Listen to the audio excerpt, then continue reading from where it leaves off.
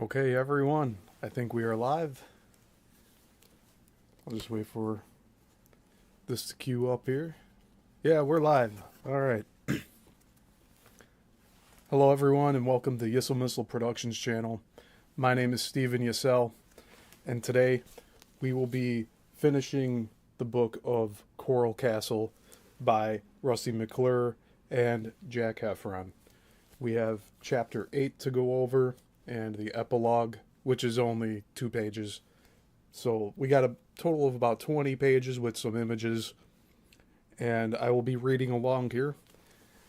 We will get to the end of this book, and then after that I have a few lithographed postcards that I will show, along with unsealing some of these pamphlets here, and maybe we'll dive into one of them today, but we'll at least look at them. So today is chapter 8 and the epilogue, and chapter 8 is titled A Tour of the Castle. And I see that we have a few viewers and listeners here already. Thank you, Jay Wild, for being here, and Big Island Beach, I know you were here earlier. So, yeah, without further ado, let's get this slideshow going. And we will begin. All right. So, Chapter 8, A Tour of the Castle. Coral Castle is open 7 days a week for tourists to visit and admire. Though it remains largely as Ed left it, a tour today is far different from one you would have taken when he was alive. Ed's castle originally sat on 10 acres. The property now has 3. Traffic zooms along US 1, the Dixie Highway, not more than 30 feet from the outer wall of the castle. The neighborhood has grown into a busy commercial district of strip malls, gas stations, and chain restaurants. Apartment complexes loom nearby. The typical visitor today first notices the stunning incongruity between the castle's sculpted stone, like some ancient fortress, and the buzz of modern life around it. The visitor pulls off the bustling highway and parks in a wide, blacktop lot next to an orange-roofed gift shop and restaurant that also houses the admissions window. Of course, the parking lot and the shop did not exist during Ed's life. To evoke charm of a tour conducted by Ed himself, the castle now features audio stations at which a voice claiming to be Ed in an Eastern European accent offers information as Ed might have given it. The visitor proceeds up a path past trenches from which Ed excavated the rock he used to build the parts of the castle added after the move to Homestead. I'm going to take a break from reading here and just comment on that before the tour, they did have a little sit-down area with a TV screen where they played a video, like a mini documentary showcasing everything. And then after that was done, the tour guide brought us around the entire property and talked about every specific thing. And this chapter is actually going into every specific thing that Ed built and put on the location. So just a heads up on that. But let's continue. In Ed's day, a visitor first passed a small sign carved into 3 feet high coral rock that said, "Admission, 10 cents. The sign is sculpted to resemble a 5-pointed star. That sign still stands outside the castle. Above the stone doorway to the castle, Ed carved the word entrance. Next to the doorway, he carved a sign to tell visitors, "You will be seeing unusual accomplishment." Truer words have never been carved in stone. The 3-ton gate. The first piece on the tour is the 3-ton gate, a flat triangle-shaped stone balanced on a car axle. Despite its enormous weight, it moves easily and looks like a turnstile from the Flintstones. Ed had a gift, to say the least, for finding the center of huge stones and balancing them so that they swiveled with the slightest touch. Even after so many decades, the stone still moves freely. And the question still lingers. How is he able to put such a stone in place and balance it on a small axle? Some believe that the stone directs magnetic energy. A tour guide today will offer to put a visitor to a test to prove the point. A visitor is asked to hold out an arm, and the guide presses down on it, obviously unable to push the arm down. The guide then shifts the angle of the stone and presses again, and the visitor's raised arm to show that the arm now drops easily. The experiment is designed to prove the power of harnessed magnetic energy, which some people believe Ed used to lift and place his massive stones. Some visitors are stunned by the exercise. Others remain skeptical. Now I'm going to take another break from reading here and mention that this didn't happen on my tour back in 2023. And I'm actually going to reread that paragraph because it's actually pretty interesting what they demonstrated here. Some believe that the stone directs magnetic energy. A tour guide today will offer to put a visitor to a test to prove the point. The visitor is asked to hold out an arm, and the guide presses down on it, obviously unable to push the arm down. The guide then shifts the angle of the stone and presses again on the visitor's raised arm to show that the arm now drops easily. The experiment is designed to prove the power of the harnessed magnetic energy, which some people believe Ed used to lift and place the massive stones. Some visitors are stunned by the exercise, others remain skeptical. And again, we didn't have that experience on our tour, and there's a few photographs here I'm going to show briefly.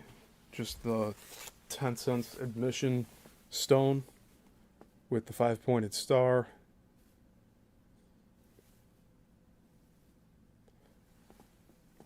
As well as the 3-ton gate, which I don't even think we interacted with that at all. So they might have changed a few things on the tour since this book was published.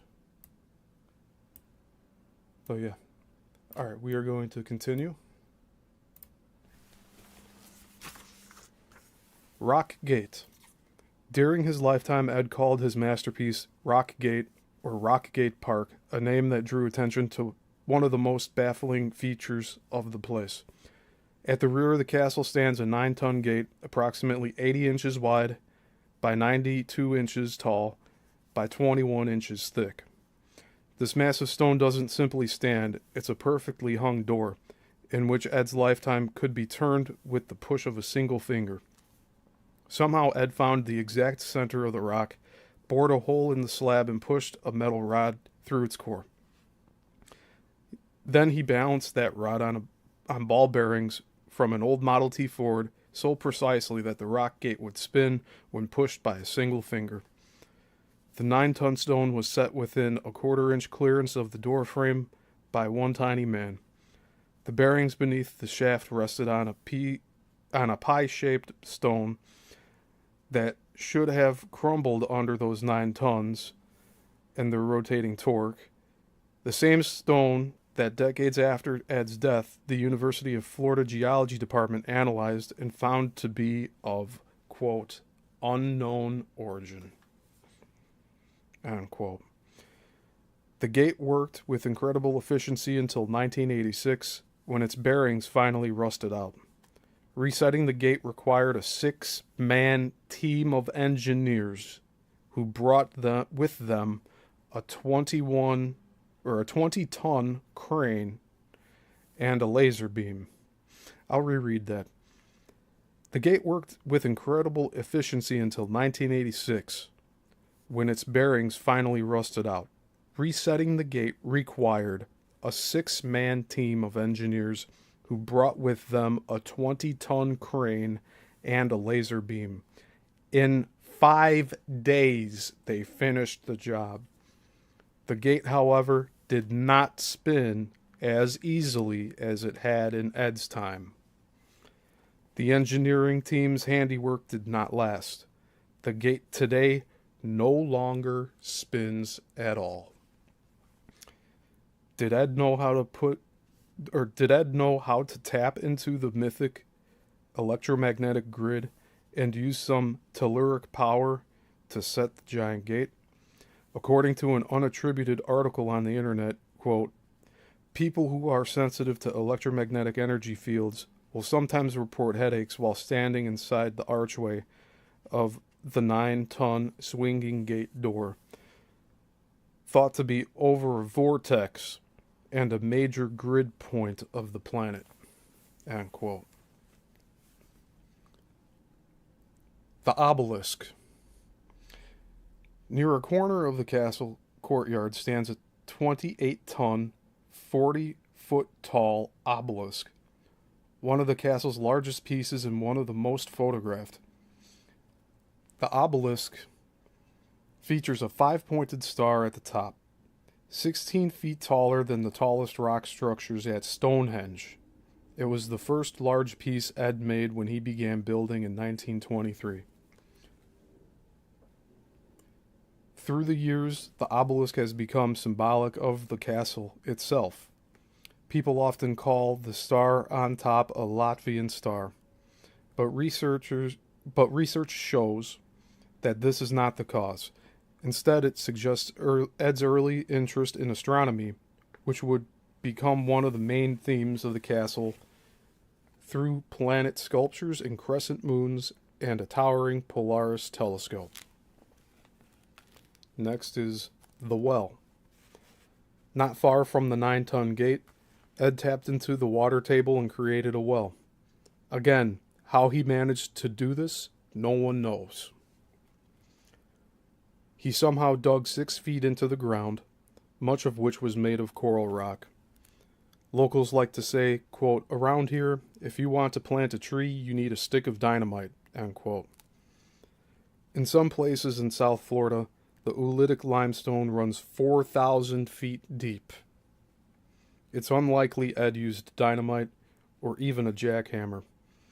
He was able to locate a shallow spot on his property, perhaps by using a dowsing rod, and drill into it using his primitive tools to create his well. He then chiseled steps so that he could walk down and place jars of food in the cool water for storage. To protect children from falling into the well, he built a low fence around it and carved a round stone that he rolled across the top of the stairway.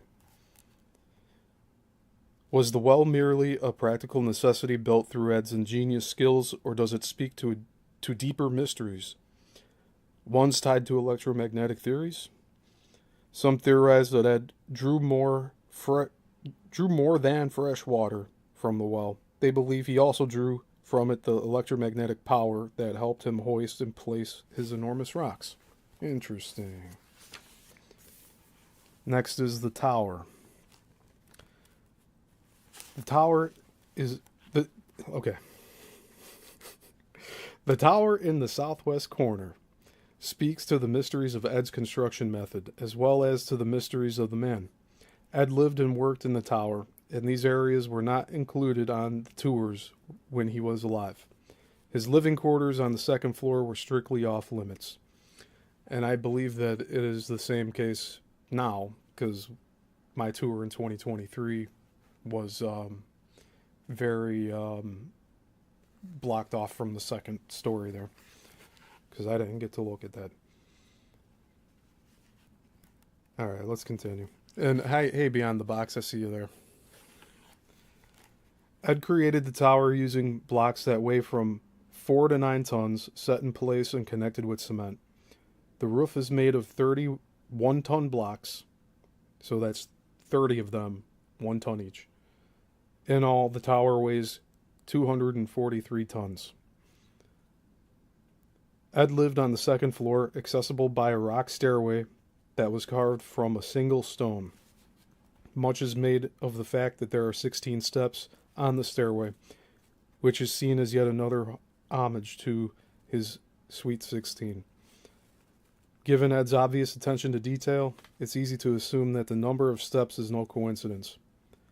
The bedroom area is as unique as its inhabitant. The bed is suspended from the ceiling by chains attached to a small pulley, which Ed adjusted according to how high or low he wanted to sleep. He also rigged the system so that he could sleep at various angles. He likely slept at as much as a 40-degree angle to relieve breathing problems that plagued him for much of his adult life. Perhaps the tuberculosis that he supposedly cured during his first years in Florida. The ability to hoist the bed to the ceiling also gave him more room in the small area when he wasn't using the bed, which was made from a few boards wrapped in burlap. More of the tower's mysteries reside on its first floor, where Ed stored his tools and equipment. Guides at the castle have claimed that some of the equipment was stolen soon after Ed died. Pieces that remain are not at first glance particularly impressive. The tools he made from old car parts are now coated with rust. It's a motley collection of chisels, blocks, wedges, a couple of pulleys, metal cords, copper wires, and the long steel poles he used to pry up the stones. Next is the radio. The tower also contains Ed's radio, which he built from copper wire and mason jars. He used that radio to keep in touch with the world. Some say that his magnetricity amped receiver, and that's one word, dashed, magnetricity amped receiver, was powerful enough to grab signals from as far away as his Latvian homeland. That's a large claim there. Given that he had only a 4th grade education, Ed must have taught himself the principles of radio during the era when it was still a breakthrough technology. According to reports, he built his crystal set, or perhaps an earlier version of it, as early as the late 1920s, when there was very little programming to be pulled from the sky. I'm going to take a break from reading here again and just mention that today's radio towers have very low range, but it's not that wide. It's not going to go halfway across the world like that. The largest I've seen, which is also, I think it's bouncing from tower to tower, I was able to listen to WGN from Chicago in Nashville. So the signal strength depends on whatever current technology we have for radio. I don't know if it's been limited since Ed's time. If Ed was able to build this himself and broadcast all the way to Latvia from Florida, that's really impressive. And I'd really like to find more information on that, but I don't know if we ever will. All right, I'm going to continue here. Next is the generator. Near the radio in Ed's tool shop stands what is perhaps the centerpiece of his equipment. It doesn't look all that impressive, just a rusted round flywheel with metal teeth, a metal clover leaf inside the outer circle of the gear, and a handle for turning the gear. But Ed's extensive experiments with electromagnetism have sparked belief that the little AC generator was the source of much more than basic electricity for Ed's home. Some people contend that Ed placed magnets on either side of the rotating gear wheel through an ingenious and, to this day, unknown understanding of magnetic fields. These magnets somehow enabled him to bounce electrical current back and forth, creating what amounted to a perpetual motion machine of limitless energy. He refers very clearly and directly to a, quote, perpetual motion machine, end quote, in the booklets he published and in advertisements in the Miami newspapers. Somewhat ironically, Ed drew next to no attention after making such a claim. When the man who always kept his work secret finally did come out with a bold public statement, he was ignored. Readers probably thought he was crazy to talk about a device that sounded like something from a science fiction novel. Or maybe they just didn't understand what he was trying to say. When Ed wrote about his experiments with electromagnetism, his lack of a formal education and primitive grasp of written English made his writing difficult to comprehend. Though most formally educated scientists have given his ideas little regard, some theorists do think the generator provided the power Ed needed to lift and place his rocks. and that solving the secret of the generator would solve the secret of how the castle was built. In the booklet Magnetic Current, Ed explains, quote, "Now about the generator. In the first place, all currents are alternating." I apologize, I gotta clear my throat here. Just give me 1 second.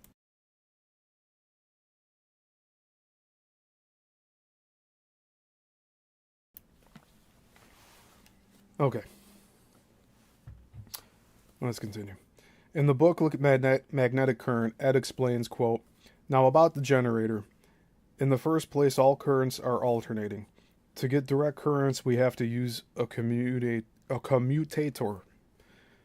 Transformers and generators of any description are making the currents in the same way by filling the coil's iron core with magnets and letting the iron core push them out and into the coil. Connect the battery with the electric current, or the connect the battery with the electric magnet." These words are like really disjointed at times, I'm sorry. Quote, "It will be a field magnet now. Put the 3-inch coil between the iron prongs and take it out. Do it fast. Repeat it. Then you will have a steady light in the light bulb. Now you and the field magnet are a generator. Suppose you had a wheel and many coils around the wheel turning. Then you would be making all kinds of light." Unquote. Along with making all kinds of light, of course, there is the suggestion that one could use the power from the generator for other purposes as well, perhaps even to lift rocks weighing thousands of pounds. Next is 3 reading chairs. Next, the visitor sees 3 rocking chairs that, despite their weight, still rock with little exertion, a convincing display of Ed's mastery at carving stone. Coral rock has a brittle, pocketed surface that is difficult to sculpt into smooth lines, but Ed's shapes still look as crisp as when he made them more than 70 years ago. Ed placed the chairs at distinct angles so that the sun would be positioned over his shoulder in the early morning, at midday, and late in the day so he could read. The chairs display an ingenious use of natural light, though it's easy to conclude he also enjoyed the stunt of it, a different chair for various times of the day. Ed often posed for pictures in these chairs. Visitors will be surprised to find that the chairs, despite their rough texture, are quite comfortable. And just to mention, we didn't have access to sit in these chairs. It was off limits when we went in 2023. Next up is the Florida table. One of the most picturesque carvings in the castle, this 20-foot-long table is shaped like the state of Florida and is surrounded by 10 rocking chairs set low to the ground. Ed carved a round bowl into the rock to suggest Lake Okeechobee, which is always visible on state maps. He smoothed cement over the inner surface of the bowl so that it could hold water. Coral rock is porous and the water otherwise would drain away. In talking about this piece, Ed would suggest that someday the governor of Florida might want to use the table to meet with other important political people. The table, which was made in Florida City and appears prominently in the 1932 advertisement discussed in Chapter 4, is the only piece with a distinctly local flavor. It seems to have been made expressly for the tourist trade rather than to display his love of science, nature, or his Sweet 16. Those who believe that Ed was not actively seeking interest from tourists even in the early years of the castle have a difficult time explaining the Florida table, which seems to prove that Ed saw the castle as a tourist attraction right from the start. Next up is the telescope. Almost as large as the obelisk and perhaps even more impressive, the Polaris telescope, which stands 25 feet high and weighs 20 tons, is located just beyond the castle's outer wall. The telescope is not, strictly speaking, a telescope at all. It contains no reflecting or refracting mirrors and cannot amplify one's view of heavenly bodies. Instead, it functions as a viewing port. It has a carved round hole at its top with crossed wires, like a gun sight, inside the hole. On the inside of one of the castle's outer walls, Ed carved a spy hole with similar crossed wires. Placing one's eye to the hole and centering on the crossed wires in the round hole at the top of the towering telescope, one can see the North Star every night of the year. The North Star moves along the circle's 4 quadrants as the seasons of the year change. The telescope and other castle features showcase this modestly educated man's knowledge and fascination with astronomy. It is often mentioned by theorists who claim that Ed's preoccupation with all things celestial suggests Ed was himself an alien or somehow had learned of the advanced technologies brought here during an alien visitation. Next is the North Wall. After the telescope, the visitor goes to the North Wall, one of Ed's most enormous pieces. The wall is made up of 3 stones that stand 8 feet high. The center of the stone weighs 30 tons, making it the heaviest part of the castle. Ed topped this stone with 2 smaller ones placed perpendicular to the wall. A larger stone that runs parallel and acts as the base for a chevron or gable-shaped stone. The crown, according to Latvian translator Inga Saiventa, is a Latvian symbol of the sky. Despite what has been written about the castle's many allusions to Latvia, the North Wall's crown is one of only a few authentically Latvian items in the structure. And even with this symbol, there is disagreement as to what Ed meant by it. Waiting for Agnes author Joel Bullard sees an architectural allusion to the north wall of the King's Chamber in the Great Pyramid of Khufu, which has a gabled roof that looks like the shape on top of Coral Castle's north wall. Quote, Ed was saying, look at this 30-ton stone, unquote, Bullard explains. Quote, he was telling you that the secret of the pyramids is inside this place. He was saying, I understand the secret. He just saw that configuration of stones and copied it. The beautiful thing about it is it's in the north wall of the King's Chamber. Ed placed it on his north wall. He's just saying that he copied it to show he knows the secret to how these places were built, unquote. And before we move on, I do have a picture here in the book to show.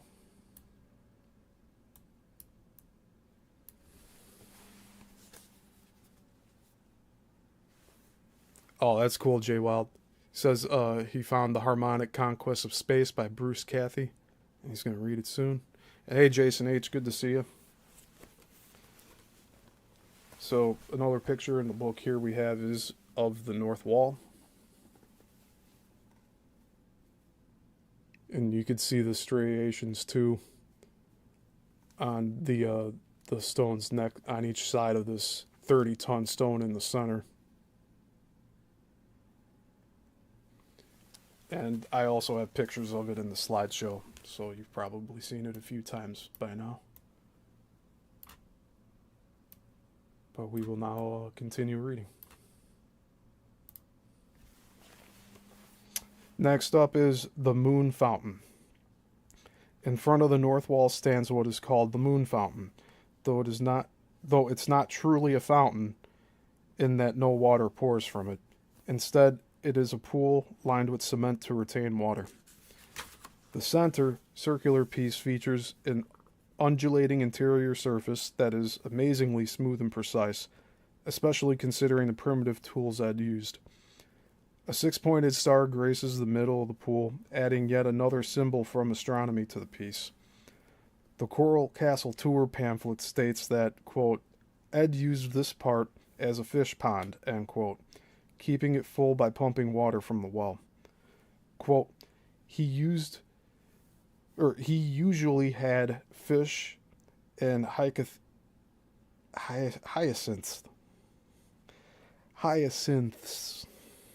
in the pond and expected visitors to stop and look at his pond, end quote. Now it functions as a wishing well, glistening with the coins hopeful tourists drop into it. On two sides of the full moon pond rise two large crescents, which symbolize the first quarter and the last quarter moons. The mix of power and delicacy in the moon fountain make it one of the most beautiful pieces in the castle. Next up is the throne and the throne room. The first piece Ed built back in Florida City was his chair, which he called his throne. It was an important symbol, one that proclaimed him king of the castle.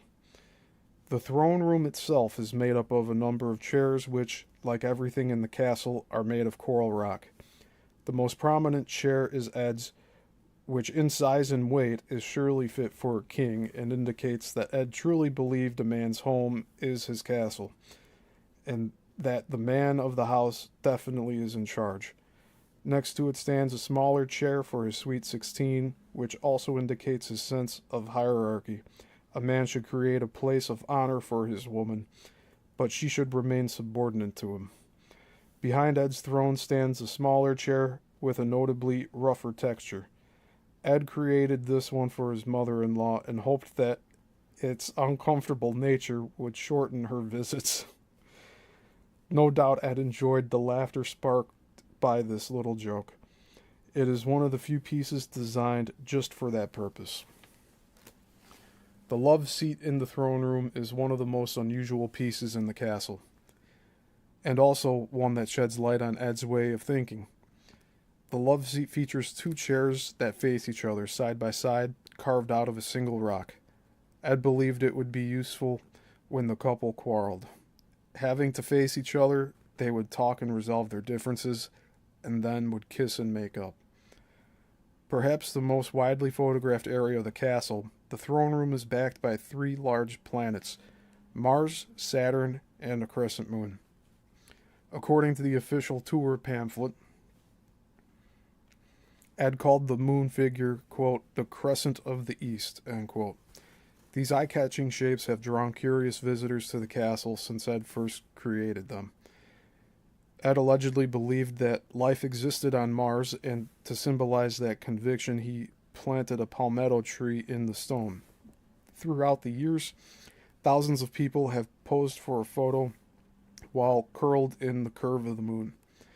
During Ed's time, and even through the years when the Levin family owned the castle, a visitor would climb a metal ladder on the east wall behind the crescent and slide easily into the piece for a photograph. Next up is the sun couch. Near the throne room area, Ed created a flat circular bed known as the sun couch. The sun couch swivels on a brake drum so that Ed could face the sun directly at various times of the day. Joe Bullard and others believe, as stated earlier, that Ed may have used this couch to lie in the sun as a treatment for his tuberculosis, treatment that also included a kind of magnetic therapy. Bullard further states that he was told by longtime resident J.T. Bullard that a neighbor saw Ed giving himself this treatment while lying under the sun couch. No proof of such activity exists.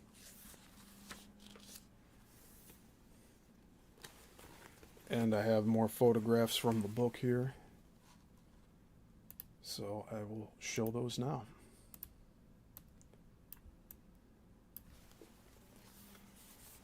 First one is the sun couch.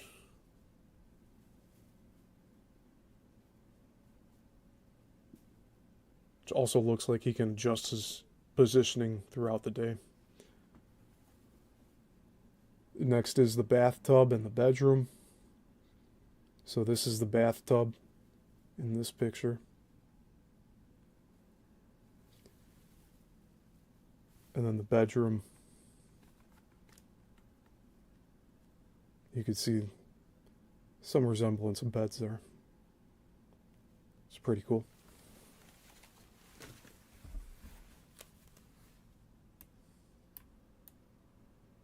And we will continue reading here. Okay. Next up is the bathroom and the bedroom. Continuing along the eastern wall, the visitor finds Ed's bathroom, complete with a tub lined with cement to retain water. Ed would fill the tub with water from the well and then allow the Florida sun to warm the water for a bath later in the day. Visitors tend to notice the small size of the tub, which does not seem large enough to accommodate a man, but we recall that Ed was a little guy. On the wall above the tub, Ed has carved yet another six-pointed star. I just checked if that was in the picture. It's not. Next to the bathroom, Ed furnished a bedroom for his family. He created a bed for himself and one for his wife. He built two smaller beds for their children, along with a crib that rocks. Next is the Repentance Corner. The most disturbing element of Coral Castle, Repentance Corner, provides a somewhat frightening look into the mind of Ed Leedskalnin. In this corner, Ed carved two shapes that looked like upside-down exclamation points. When a child misbehaved, his or her head would be put through that round opening at the top and locked in with a piece of wood. Ed made a seat for himself, and with the child firmly locked into what amounted to a stockade, Ed would lecture them about their transgressions. He also made one for his wife, for when she misbehaved. She too would be punished and would be lectured about what she had done wrong. Repentance Corner clearly shows that Ed saw himself as lord of the manor, and that as such, he was entitled to punish other family members for their shortcomings. Next is Feast of Love table. Not far from the family stockade, he placed a 5,000-pound heart-shaped table as a daily sign of his love for his sweet 16. He carved a hole in the center of the table where he planted an ixora, and this word is spelled Ixora, which would ensure his wife would have flowers every day. He told his visitors that men are sometimes thoughtless and forgetful, and he didn't want to disappoint his wife. Ripley's Believe It or Not declared the table the largest valentine in the world.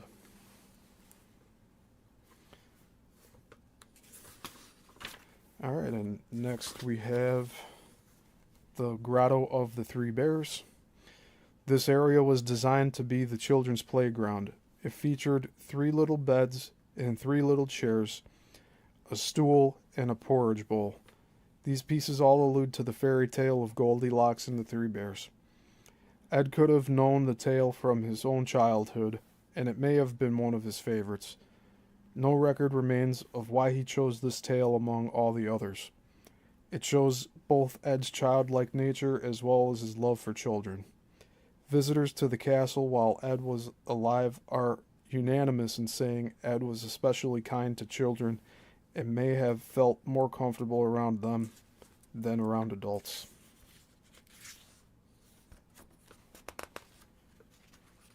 Alright, now we just have pictures left for this chapter, which I will show and explain.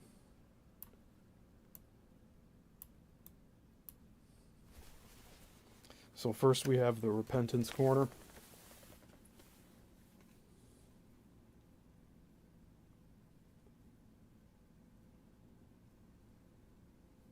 And I guess he had it so that people would stand there. His family would stand there. Put their heads in the holes and be lectured.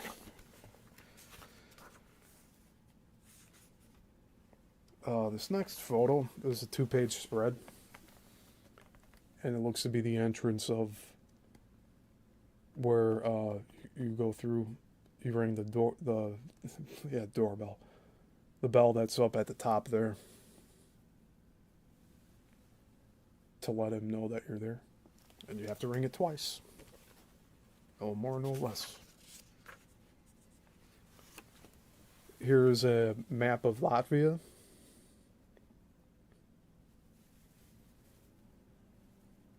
You can see Lithuania, Belarus,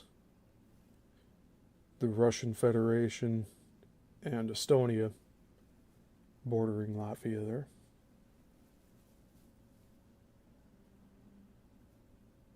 Along with the Baltic Sea.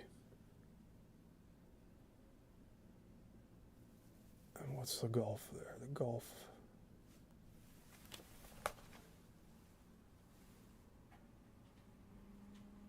I want to say it says the Gulf of Riga.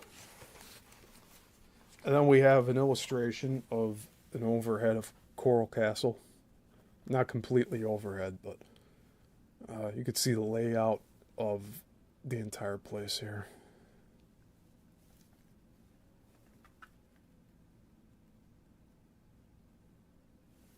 And I'm trying to get it to focus. There we go.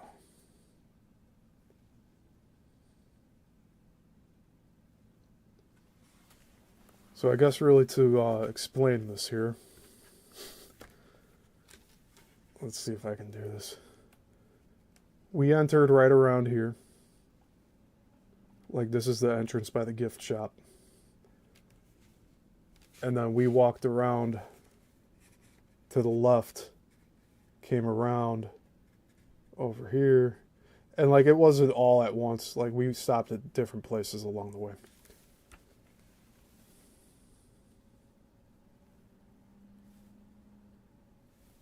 Yeah, I don't know if I'm going to get this to focus again. But you get a pretty good idea of what the layout is here. It's like literally in a square. There we go.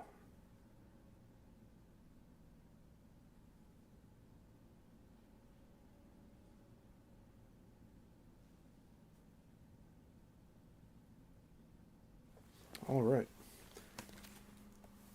And next photo is just an overhead map of South Florida.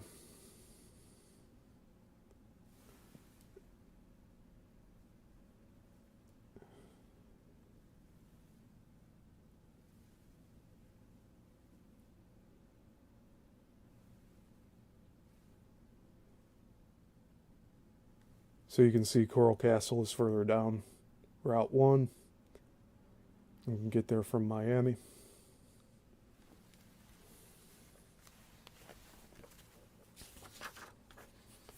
All right, now we're on to the epilogue, which is just on these 2 pages here.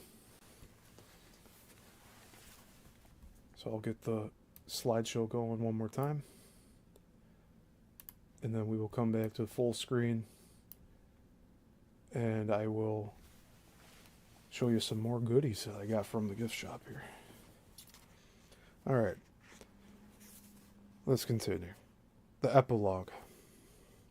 Those who publish lists of oddities promote Coral Castle primarily for its place in regional history, a unique remnant of mid-20th century roadside kitsch that proliferated along Florida highways. They place Coral Castle next to dancing mermaids, monkey jungles, and glass-bottom boats. Across the American landscape and down Route 66, or Route 66, Coral Castle can be found in directories next to such oddities as Carhenge. To us, Coral Castle occupies a hybrid position in the greater world. It stands between Stonehenge, because Ed Leedskalnin set megalithic rocks on end, and the Taj Mahal, the three-dimensional wonder of the world lament to a lost love. In the classic film Field of Dreams, Ray Kinsella follows a whispering voice that tells him, quote, "If you build it, they will come," end quote. And that's a Mandela effect, by the way. Quote, "If you build it, they will come," end quote. And so he builds a baseball diamond in his cornfield. Edward Leedskalnin told many of his visitors that he had built it so that she would come to one of the world's most unusual and mysterious structures. He built it. She never came. This Gatsby-esque character's lament might have had F. Scott Fitzgerald revving up his pen. However intriguing the Agnes Scuff's explanation, the bigger mystery remains how this underwhelming individual did it. What lies beneath this saga of lost love might have provided grist for Verne and Clancy. Though Ed's Nautilus was real, his Red October more potent than Stealth Doors. Coral Castle is so authentic, it is on the National Historic Registry. It is so potentially potent, it would pull Ed alongside Newton, Einstein, and Tesla. That no one really witnessed the one-man engineer working, that he seemingly used only basic technology, that he never explained the meaning of the castle's remarkable design to anyone, that this eccentric scientist took his secrets to the grave, have all provided a mosaic of theories as colorful as many personalities who are drawn to Homestead, Florida. How, then, did he do it? The questions resonate. We believe there remains more to this castle than meets the eye. And after that, there are notes and acknowledgments. I'll read the acknowledgments, why not? Writing a book in which much of the story remains a mystery is a daunting task, one we would not have been able to accomplish without the help of a lot of generous people. Most of all, we want to thank Lisa Kramer, whose research led to many wonderful discoveries, and without whom we could not have taken the book to the level we wanted to reach. Thanks too goes to Mike Heffron, who researched the pseudoscience and found some great historic photographs. Genealogists played a key role in our research, mostly through the efforts and patient advice of Sharon DiBartolo Carmack. Her husband, James Warren, also helped with genealogical research, as did Mark Thompson and Teresa Bengal. Special thanks go to Joe Bullard, author of Waiting for Agnes, a fictionalized telling of the Leedskalnin story. He gave us insights and enthusiasm about Ed and the castle. Our appreciation goes to science writer Brian Dunning, who took time to talk with us and provide his view on the mysteries of the castle. Dawn Hugh, archives manager at the Historical Museum of Southern Florida, helped immensely with our research and for information and photographs, as did John Shipley, the head librarian of the Florida Department of the Miami-Dade Public Library. Thanks to both of you. Our knowledge of Ed's time in Latvia, as well as his Latvian heritage, was aided immensely by Igna Saiver, who also translated Koralu Pills for us. Noted writer and editor Andris Straumanis at www.latviansonline.com answered many questions and offered valuable advice. Latvian-American researcher Amanda Jatnis also helped us understand Ed's world in Latvia. The world of logging and living in the Pacific Northwest in the early 20th century was brought to life for us by Dr. Robert Ficken, John Findley at the Center for the Study of the Pacific Northwest, and Tom Robinson at Historic Photo Archive. In Homestead in Florida City, we were fortunate to meet many people who offered their memories and ideas. Ruth Campbell at the Pioneer Museum and the historic Homestead Town Hall Museum was very generous with her time and led us to other local people, such as Vera Hackett and Charlotte Schmunk. Francis Boyson and MC Bardsley at the Tropical Everglades Visitors Association took the time to share their memories of Ed Leedskalnin, and the center's director, Brian Conessa, generally offered advice and information about people and places in the area. Bob Jensen in the First National Bank of Homestead supplied great photos, interrupting his vacation to help us. David Payton, the bank's president, also generously gave us time and advice. Florida historians Alva Parks and Larry Wiggins gave us important information as well as contact names, helping us understand and evoke the setting for the castle. At the Coral Castle Museum, we want to thank Irene Barr, Sylvia Vilafana, and John Landgrave for the help with information and photos. Our thanks to Mike Varani and Lisa Petrucci at Something Weird Video for the photos and for the quick, gracious response to our request. In making this book a book, we are grateful to Stephen Sullivan, the cover and interior designer, for his typically outstanding work, to Mark Gravy, editor par excellence, to production and copy editor Donna Poner, and to intern Adam Reiser. David Stern provided valuable assistance. The tolerance and love of our families contrast sharply with Ed's loneliness, and we appreciate their being supportive of us. Signed, Rusty McClure and Jack Heffron.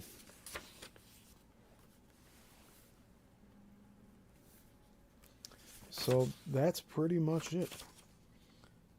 There's other books here. It says Crosley, Two Brothers and a Business Empire That Transformed the Nation, Cincinnatus, a novel, and Coral Castle, The Mystery of Ed Leedskalnin and His American Stonehenge, which is the book we just read.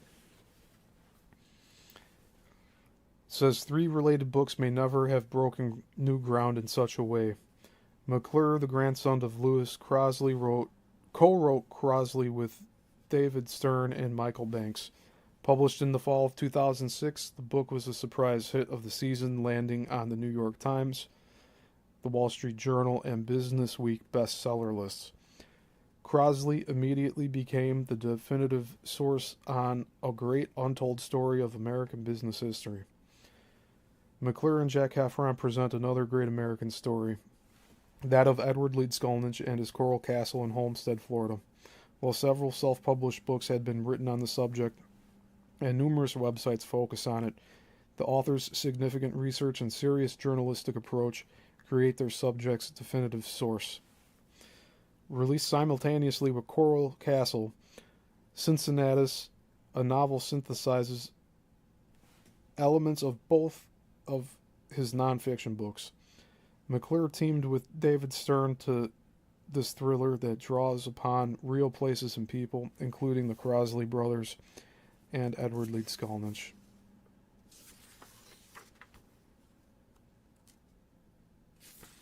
So yeah, that's about it here.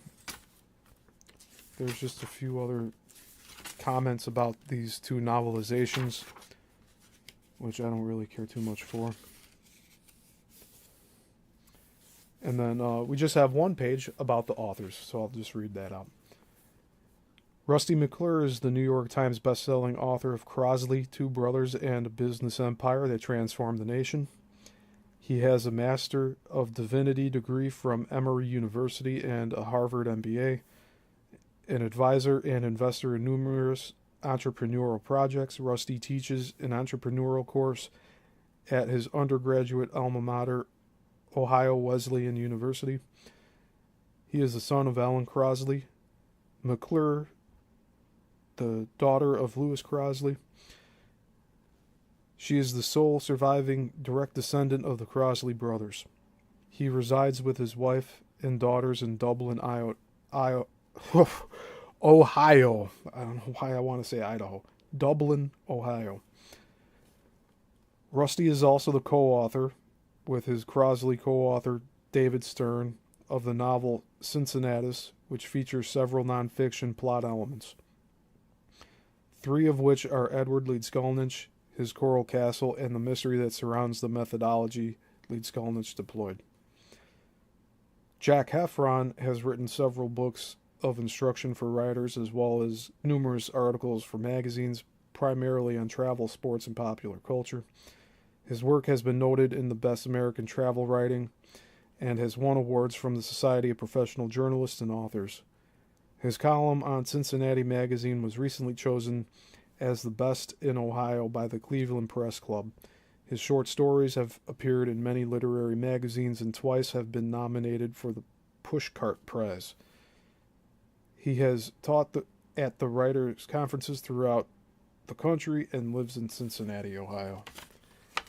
And that is the end of this book titled Coral Castle.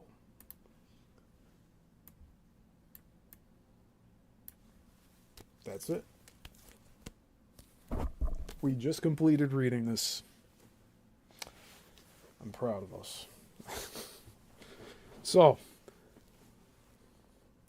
I'm going to check the comments right here. Yeah, Jay, the world would be covered in structures if we had Ed's secrets. Really fascinating. I wish he would have written them down somewhere for us to find later, but unfortunately not. Let's see if I can make this a little bigger. There we go. Cool. All right, so first, so I have 3 postcards I bought from the gift shop, and these are all moving postcards. You can see how 3D they are.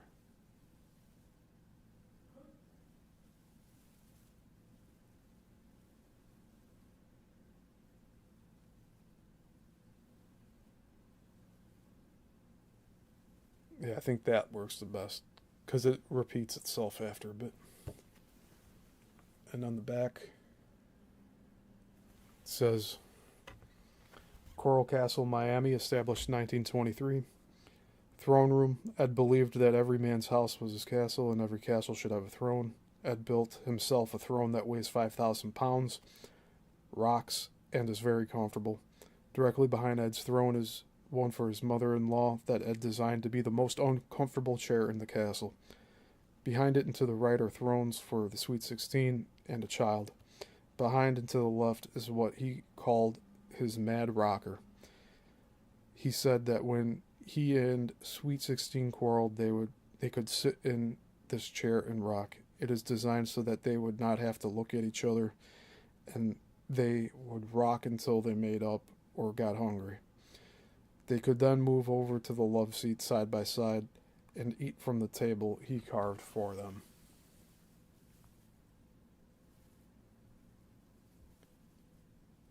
So that's all in the one corner, the far back corner.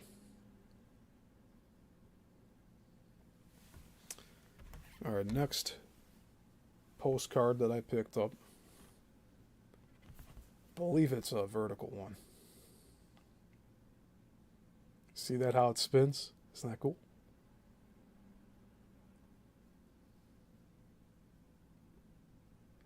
That's just showing some of his work here. Some of his tools. It says Ed's perpetual motion generator.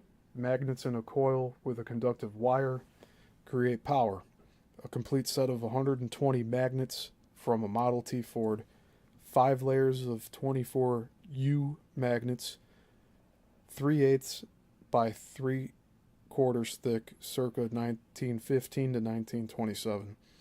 A flywheel, ring gear, magnet clamp and screws, an engine block, copper wires, and a crank are all parts that make up Ed's amazing generator on exhibit at Coral Castle. Ed demonstrated how his generator worked for guests of Rockgate Park from 1936 to 1951.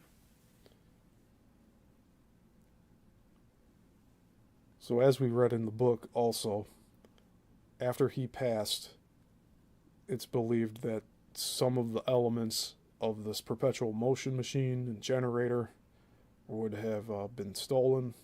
The parts are missing from it.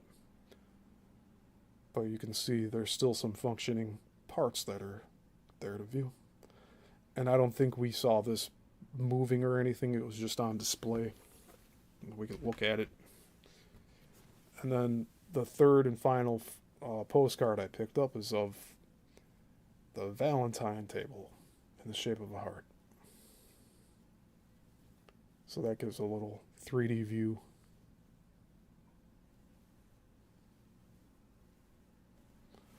And it says Feast of Love table. This table is carved in a perfect heart with a small ixora plant in the center. Ed loved flowers, but was unable to provide fresh flowers daily. Instead, he planted this ixora in the table's heart-shaped centerpiece. The Feast of Love table weighs approximately 5,000 pounds, and a replica is in Ripley's Believe It or Not.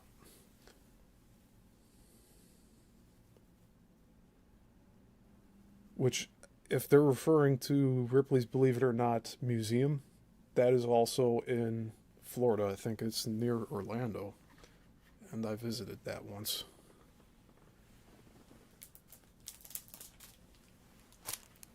So we're not done. We have some more here. I actually think this is going to be another part that we'll do. But these are the pamphlets that I was talking about, which I have not opened. I've been waiting to open them here right now.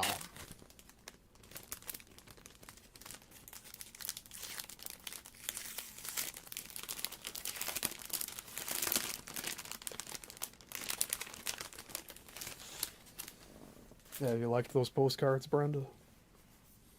I thought they were pretty cool.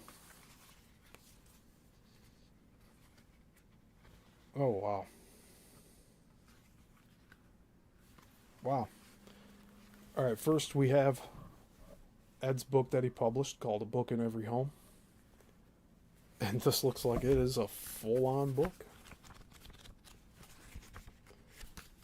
But as mentioned, there's one page of his writing and then a blank page for if you disagreed with him and thought you could write better, which I think's really a power move there, in a way. Every single page has a blank page next to it.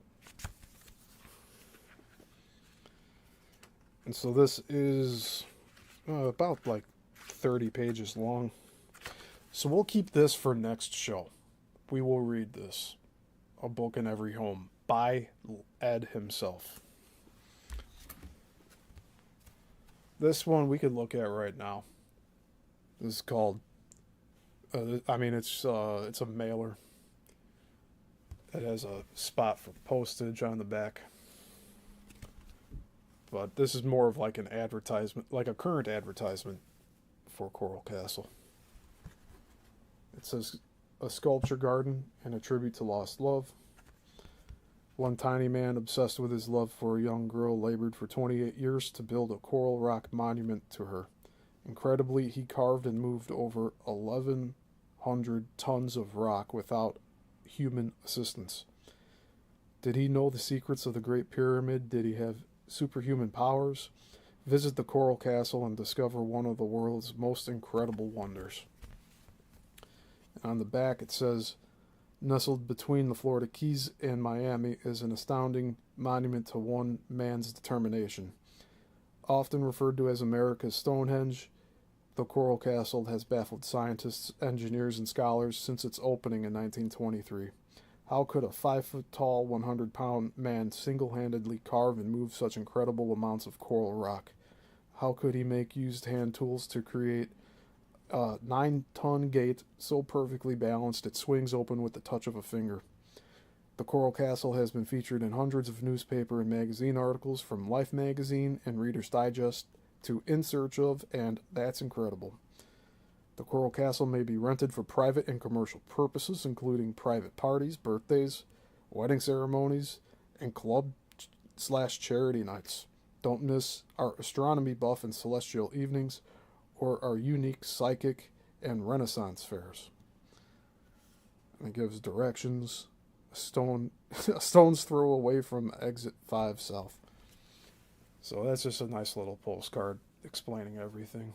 Just giving a nice little rundown to get people interested and out to the castle. It's kind of a wide mailer too. This is almost like a door hanger, but it is for mailing out. So next we also have, by Ed himself, Magnetic Current. This, I also believe, will be its own show. So we'll have at least 2 more parts. And I am looking forward to reading this one, because I think this is going to tell us a lot about what went into Ed creating the castle. So I'd say we'll get through this one next week. And if we're too exhausted from reading through all this, because it probably is going to be choppy English, we'll move on to this one in 2 weeks. So each week I'm doing this on every Tuesday. And then we also have, which surprised me because it's not really connected completely.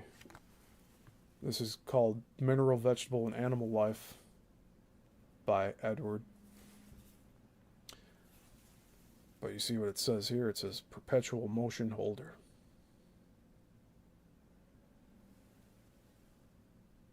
Which we haven't seen something like this in the books yet, have we?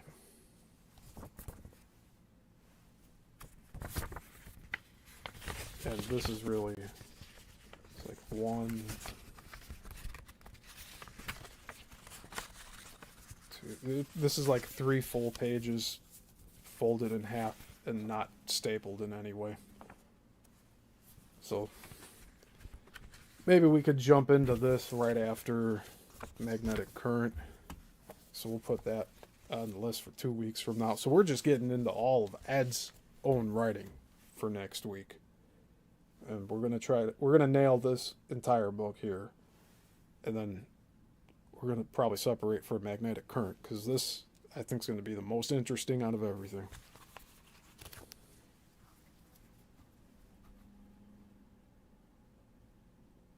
Yeah, that's awesome, Jay.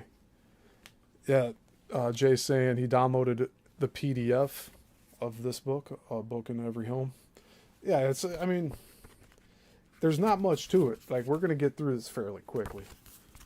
If we can knock it out in a half hour, which I think we will be able to, we can just jump right into Magnetic Current. And then if that's, I mean, let's see how many pages that is. It's about 20, it's 19 pages. Text is a little small, but that's fine. Still, I think this is going to be its own thing. So I'll just try to save that for another time. And then, not only that, we still have more, which I have not opened until now.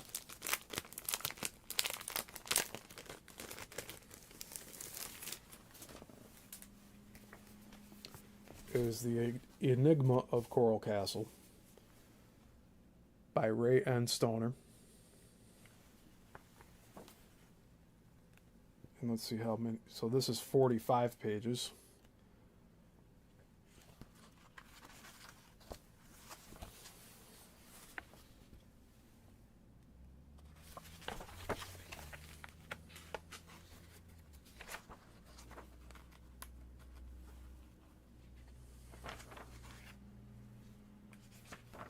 And this goes over Coral Castle.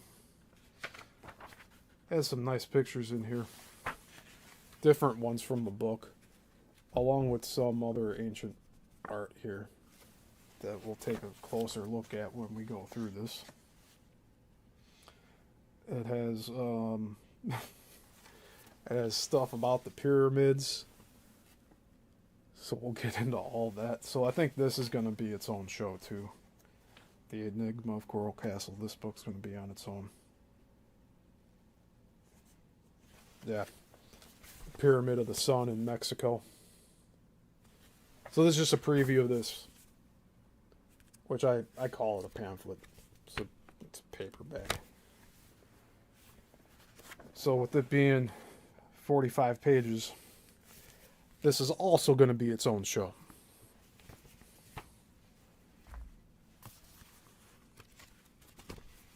Yeah. Yeah, Jay. I mean, this looks pretty incredible. Like, look at the front cover of this.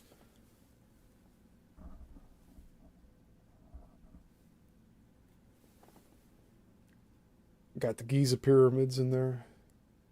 Got stone or Coral Castle right in the center. Chaco Canyon, which I have not looked at anything in that. Chaco Canyon, Panorama, Stone, England. Also have not looked into any of that. And then that obviously is Stonehenge, which, if many of you don't know, Stonehenge was moved and recreated. So the current Stonehenge is not how it was originally seated. And I think they like made it permanent. They like cemented it down or put concrete in there to hold it down. But I'm going to put Enigma of Coral Castle back in its little slipcover thing because I like to keep dust off of these materials. And that way they'll last a little longer. I take good care of my library here. But I've just been letting these sit, and I wanted to do this series for quite a long time, and now's the time. We're getting through it. So yeah, we'll end this series with this larger pamphlet, The Enigma of Coral Castle. Next week, we will do A Book in Every Home. We'll read through its entirety. The week after, we'll do Magnetic Current and Mineral, Vegetable, and Animal Life, also by Ed. And the week after that, 3 weeks from now, we will do The Enigma of Coral Castle by Ray N. Stoner. And that's not it. So, I mean, for this series, this might be it. But I do plan on doing another show on Thursday of this week to start another series. And I don't know how deep dive we'll get in with all this, but I have a book from 1974 called The Bermuda Triangle by Charles Berlitz. And this has stories about disappearing ships, planes, and people, and strange occurrences that happened in the Bermuda Triangle. And I figure this is close to Florida, and it deals with paranormal and mysteries and UFOs. So we will be starting this on Thursday. And this also has, I think, roughly 8 chapters.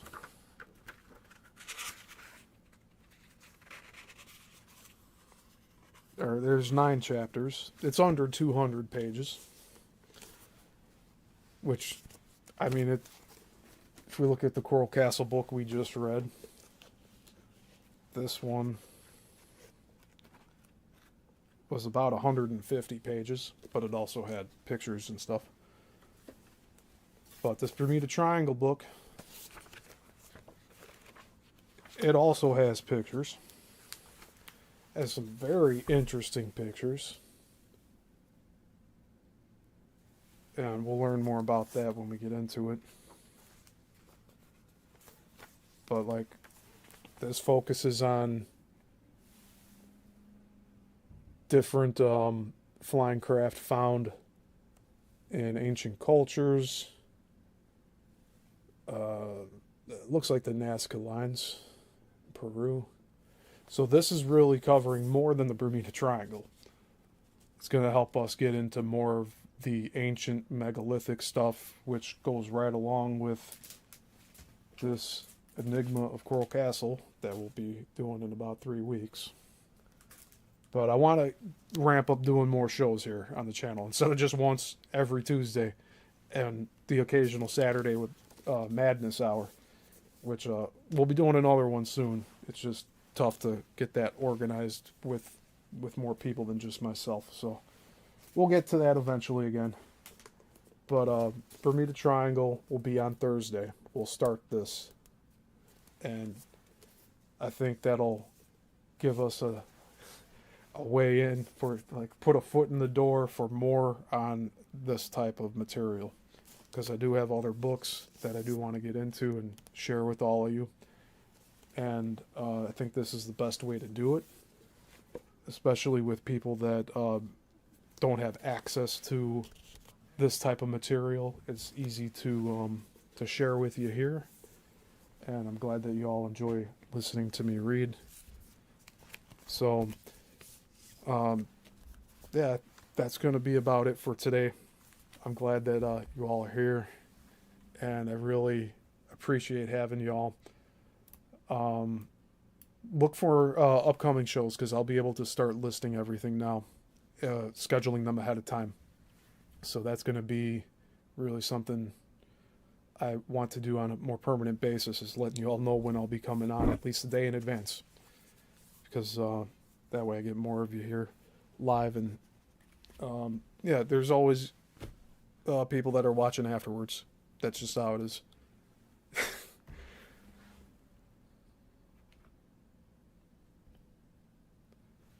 Oh, you have a VHS of Berlitz book, J Wild? It's 94 minutes. Nice.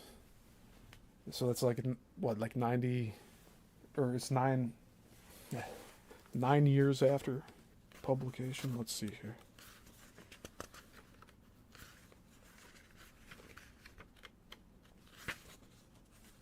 I'd say I'd have to watch it before, but I don't know. If it's on VHS, there might not be another copy of it, like digitally. I'll try to look for it. It might be on YouTube. Yeah, 1974 is when it was printed. So it's actually 11 years after.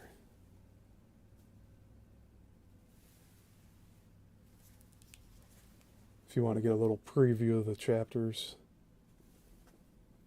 if it'll focus in.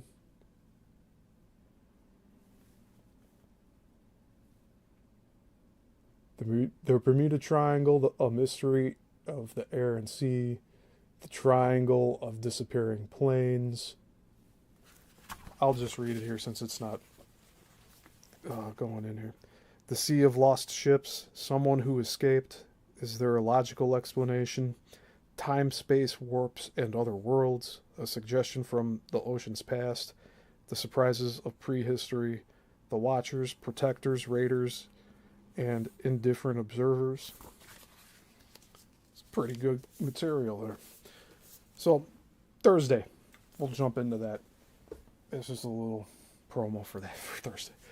So thank you, everyone. If you haven't hit the like button, please do subscribe. It really helps out the channel. Share around to people who you think will be interested in any of this. Again, I make next to nothing for this channel. I do this because I enjoy doing it.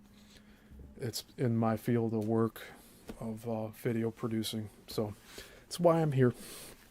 And I like sharing this content with all of you, and I like digging into stuff. I do need to do more film industry related series.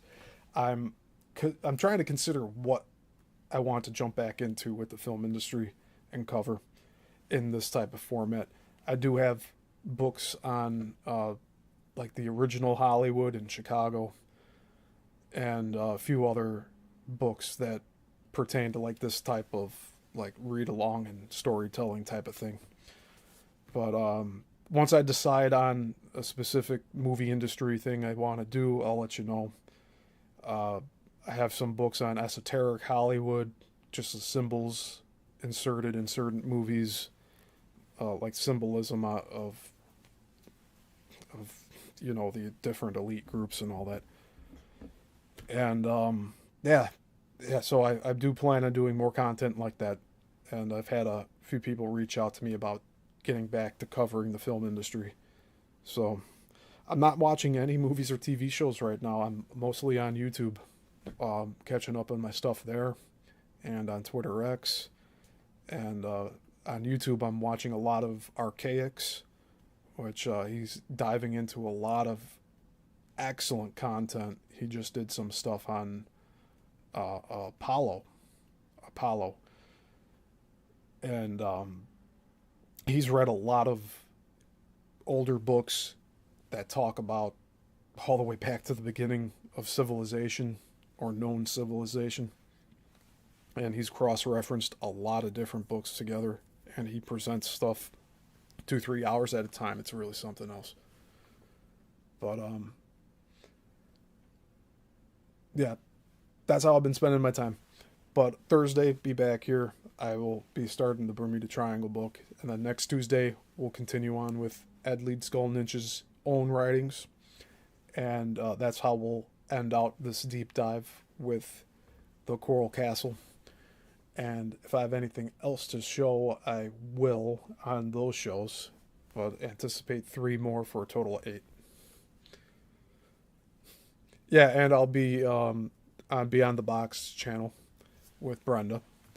I do co-host every now and then, and we did start a new series of traveling the world, so to speak, looking at different countries and the architecture in those countries, their countries' flags, and just the layout, landscape, geology of the areas. And we started with the Balkans, so we're going to be working on that area to show everybody about what's around the world and stuff that probably a lot of people haven't seen. So that's what I'm up to these days. And yeah, again, share this around, please. It'll help the algorithm. Comment on the video afterward. That also helps the algorithm. And yeah, I can't thank you guys enough for being here. So until the next one, class dismissed.